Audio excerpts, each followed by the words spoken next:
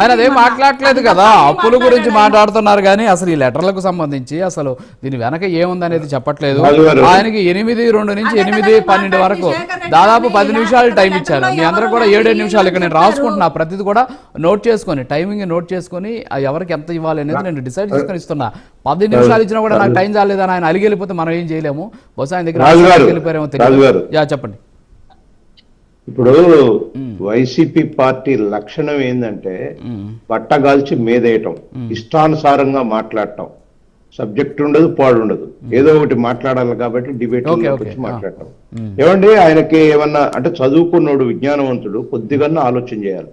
Yes, Amaravati self finance Amaravati, అది ఎట్లా self finance Amaravati అండి? ఇవాళ అడవి మొత్తాన్ని 5 ఏళ్ల కాలంలో అడవి ప్రాంతంగా తయారు చేసినారు, పూర్తిగా ఉన్నదాన్ని విచ్ఛిన్నకరం చేశారు. ఈ రోజు మార్కెట్ లో దాన్ని అమ్మితే డబ్బులు వస్తాయండి? It is a development activity. Development activity చేసేటప్పుడు డబ్బులు ఎక్కడి నుంచి వస్తాయి? తెస్తారు, అప్పు తెస్తారు. తర్వాత దాన్ని అమ్మిన తర్వాత టెండర్ల రూపంలో దాన్ని ప్లాట్లుగా అమ్మినా లేకపోతే బిజినెస్ గా అమ్మినా ఏది అమ్మినా దాని డబ్బులు దానికే సంపాదిస్తుంది. 2 లక్షల కోట్లు అమరావతి మీద రాబోతున్నాయి. రేపు డెవలప్మెంట్ అయిన తర్వాత ఆ డబ్బు వచ్చిన దాన్ని కడతారు. ఆంధ్రప్రదేశ్ రాష్ట్ర ప్రజల మీద ₹1 కూడా భారం పడదు. ఇప్పుడు ప్రస్తుతం తప్పుడు లెక్కలు చెప్పి 17,000 కోట్లు తెస్తున్నారు కాబట్టి రేపు 10 ఏళ్లలో 27,000 కోట్లు కట్టాలా, డాలర్తో కట్టాలా. ఇవన్నీ విషం చల్లటం ఇదంతా ప్రజల మీద. ప్రజలు ఎవరు అంత అమాయకులు కాదు. చంద్రబాబు నాయుడు గారు అంటే డెవలప్మెంట్ యాక్టివిటీ, ఆర్థిక వ్యవస్థను ఏ విధంగా ఉమ్మడి రాష్ట్రంలో 10,000 కోట్ల ఉన్న ఆదాయాన్ని 70,000 కోట్లకు తీసుకుపోయిన ఘనత ఆయనదేనండి. మొదటిసారి ముఖ్యమంత్రి అయిన తర్వాత ఆర్థిక వ్యవస్థని ఎలా పరుగులు పెట్టించాలో చంద్రబాబు నాయుడు గారికి తెలుసు, ఎన్డీఏ ప్రభుత్వానికి తెలుసు.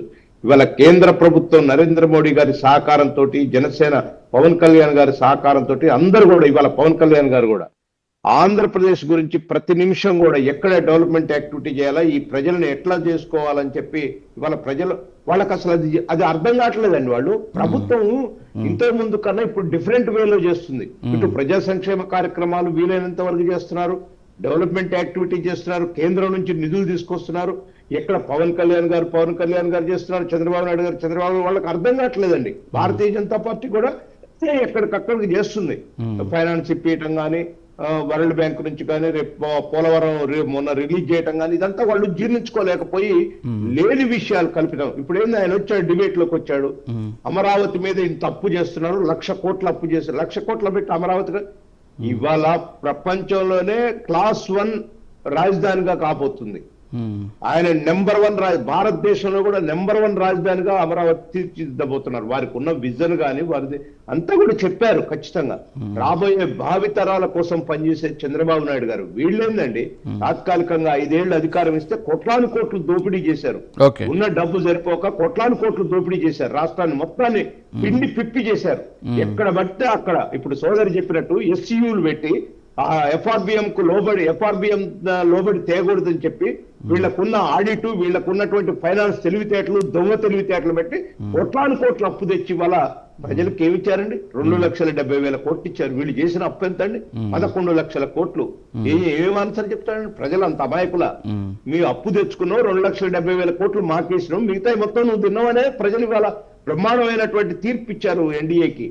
మేము ఈ బాధ భరించలేవు, ఈ ఫైనాన్షియల్ అవకతవకలతో మేము ఇది చేయలేవని. రెండోది, వారు ఏ పార్టీ అయినా సరే ఆంధ్రప్రదేశ్ లో ఇంక్లూడింగ్ సిపిఎం ఎనీ పార్టీ కూడా ఇవాళ రాజధాని అమరావతి బ్రహ్మాండంగా పరుగులెత్తుంటే సంతోషిస్తున్నారు. ఏం రాజధాని కోరుకోవటంలో ఆంధ్రప్రదేశ్ వాళ్ళు పౌరులు కానీ రాజకీయ నాయకులు కానీ ఇష్టం ఉండదా? అంటే వీళ్ళు ఇష్టమేనా?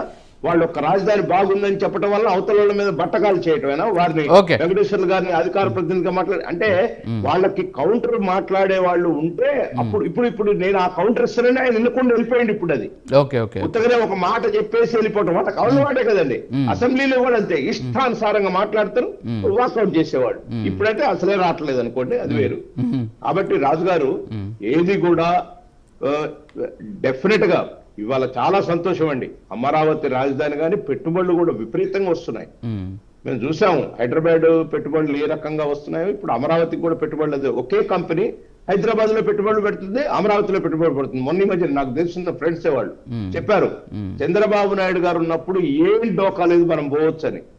ఇవాళ విండో సిస్టమ్ కూడా పర్మిషన్స్ కూడా ఎంత సులభతరం చేశారంటే ఆంధ్రప్రదేశ్ ప్రభుత్వం చాలా సులభతరం చేశారు. దేశంలో Okay. ఎక్కడా లేని విధంగా అటువంటి విండో సిస్టమ్. వస్తాను సార్, మీ దగ్గరకు వస్తా. ఒక్క నిమిషం. శేర వెంకటేశ్వర గారు, మీ మీద శేఖర్ రెడ్డి గారు మాట్లాడారు.